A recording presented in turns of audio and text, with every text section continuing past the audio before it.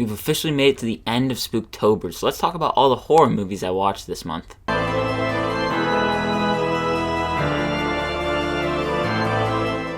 Welcome back to the channel. My name is Ben, and on this channel I love to review movies and TV, and just talk about movies and TV in general. If you also love to do that, consider hitting that like and subscribe button. I would love to have you along this journey with me. And comment down below, what movies did you watch for the month of Spooktober? Let me know down below. So basically for this video I'm just going to be talking about all the movies I watched this month, specifically horror movies, as it was that time of the year, so you gotta talk about all the horror movies you watch. I watched a total of 16 horror movies this month, so let's talk about them. So I started off the month by watching Paranorman. I hadn't seen this movie since probably right about when it came out, so I decided to re-watch it. I figured, why not, let's start off the month with a family horror movie, and I just found this to be such a sweet, fun ride. Within the first couple of minutes, I was surprised by how much I was actually enjoying it. It has your typical funny moments in family movies like these, but it has a lot of heart as well. The stop motion animation here from Leica is superb, and the horror/scary aspects of the movie is what make it not just fun for kids but also adults. Give Paranorman a watch, I think it might surprise you. Then, changing it up a notch, I watched You're Next. Earlier this year I checked out another one of Adam Wingard's pretty underrated horror movies called The Guest. While I didn't love that film, I had only heard great things about You're Next, so I figured let's try it out in the month of Spooktober. And this is almost like Home Alone but horror. The runtime cracks at just a little bit over an hour 30, and it's a blast from start to finish. The movie is filled with a bunch of unfamiliar faces to me, and I think that worked in its favor. I hadn't seen any of these actors before, and that almost boosted the experience. It is very bloody and very violent, and just an all-around fun time.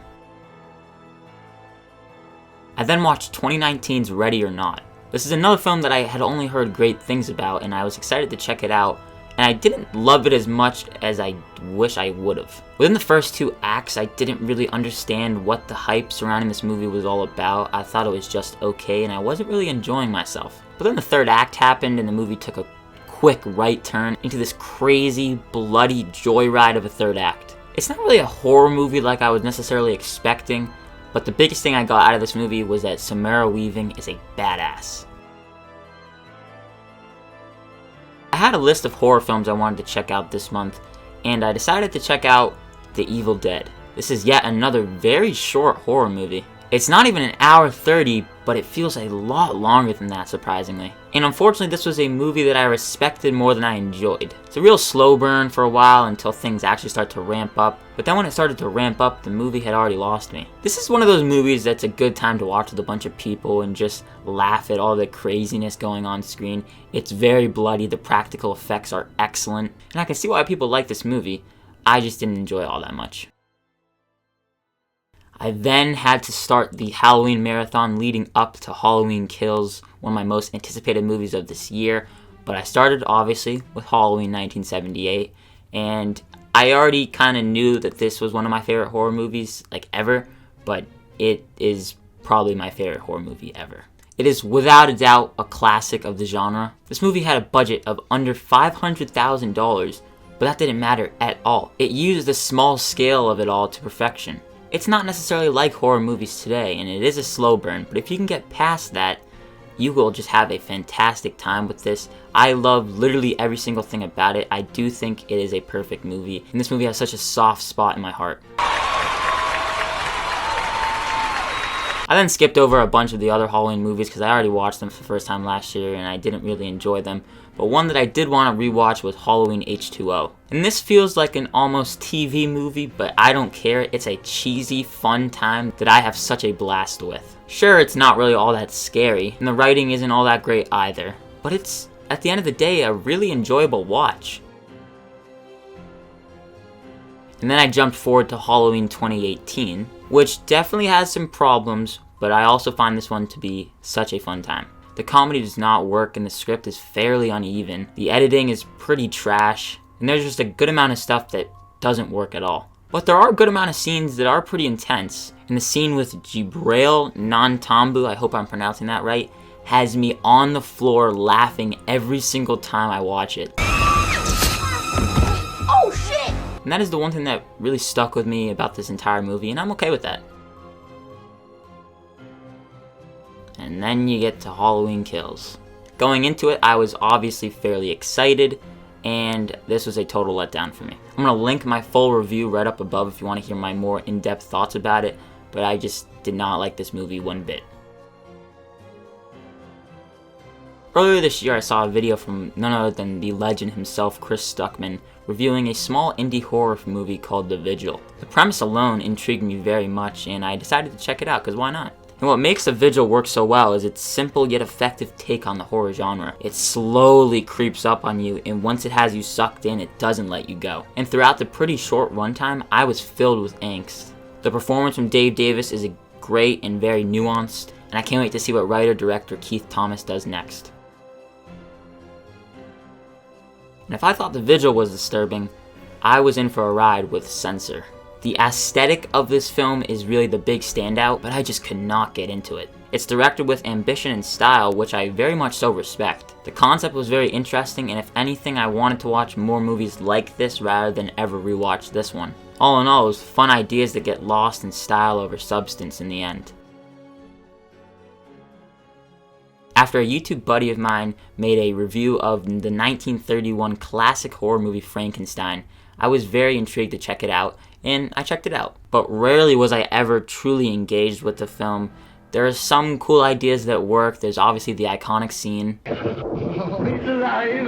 It's alive! It's alive! It's alive! A couple moments worked, but a lot of them unfortunately didn't intrigue me as much as I wish they did. But if anything, the one thing I got out of this movie is that I would really like to see a remake. For the next movie, I do not want to go too in-depth because I do have a special video that I still am working on, unfortunately.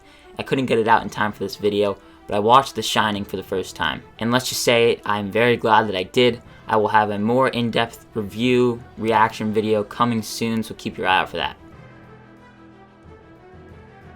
Shaun of the Dead is a horror movie that I watched for the first time last year and decided to check out again this year. And if any movie that I talk about on this list is the definition of absolute blast from start to finish, it's this movie. Edgar Wright masterfully blends comedy, heart, and a little bit of horror all in one. And it's truly something to admire. Though I don't love his directing style and I did find it a bit distracting at times, you can't deny this is one of the best zombie movies ever made.